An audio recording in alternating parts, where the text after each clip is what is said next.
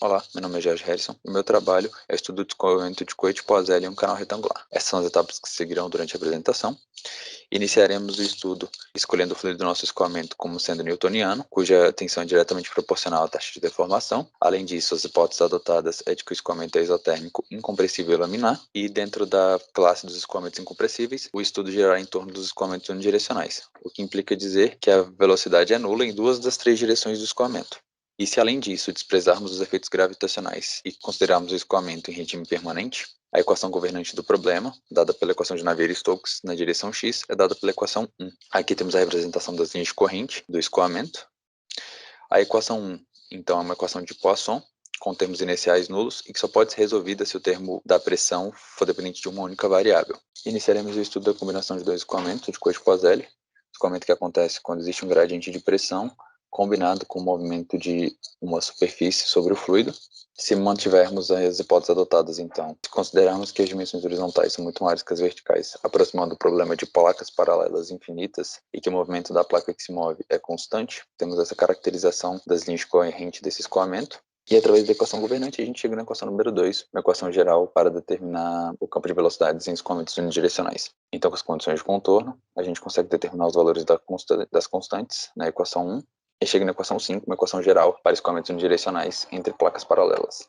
Então, chegamos no estudo aplicado do problema, que é o escoamento unidirecional em um duto retangular. Então, a gente mantém as mesmas hipóteses adotadas, considerando as dimensões horizontais do canal maiores que as dimensões verticais. A gente tem uma representação gráfica desse canal, com a placa se movendo na parte superior do canal. Então, novamente, temos a equação governante do problema e as condições de contorno, e foi adotado um modelo matemático para a descrição analítica do campo de velocidade desse escoamento, onde yn é uma função apenas de y. Essa equação foi proposta por Rao e Feilenson no trabalho de 1922, e resolvendo essas variáveis, a gente chega na seguinte equação, que é uma equação que determina o campo de velocidades ao longo do escoamento dentro de um duto retangular. A gente consegue determinar a vazão através da expressão 11, que analiticamente, dada a expressão de Rao, é dada por essa equação. Com os modelos matemáticos e físicos definidos, a gente parte para a solução numérica do problema, onde foi proposta a dimensionalização das variáveis e introduzida o número de coete, que é uma razão das velocidades, com uma escala para velocidade definida.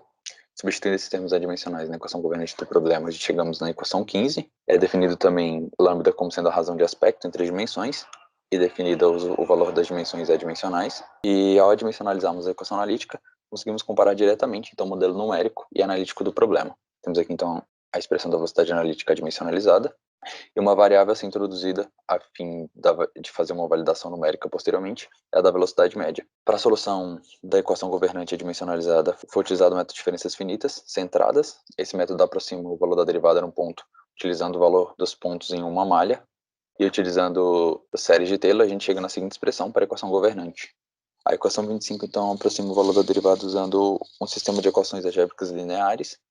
Então, escrevemos esse sistema de equações na forma matricial, percebemos que a matriz dos coeficientes é uma matriz puramente diagonal e esparsa, o que facilita a solução numérica, porque reduz o custo computacional.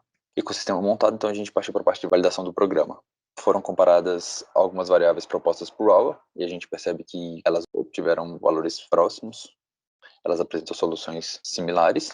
Foi comparado também com o artigo de Shaw e Londo, o fator atrito de Fenning, para diferentes razões de aspecto, assim como a razão entre a velocidade máxima e média, que apresentaram uma boa precisão numérica.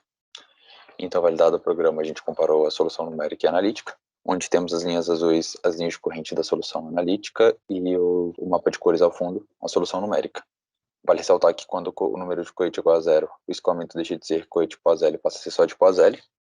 Ao ser feita essa análise, vemos que o erro proporcional entre essa solução numérica e analítica é da ordem de 10 a menos 5. Então, foi fixado o valor de lambda e avaliado alguns valores do número de coete para o escoamento.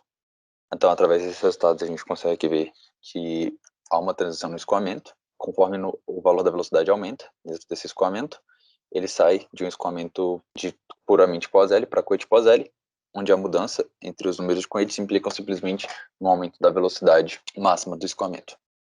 Com os resultados, concluímos que o modelo analítico proposto é compatível com a física do problema, e o modelo numérico adotado, junto com o método de diferenças finitas, apresentou uma boa precisão de resultados. Foi possível perceber também que o aumento da malha implica diretamente na precisão dos resultados, eu estendi o estudo para uma análise de transferência de calor, que está sendo feita junto com outro aluno do mesmo orientador, Rafael, cujos resultados parecem ser promissores. Muito obrigado.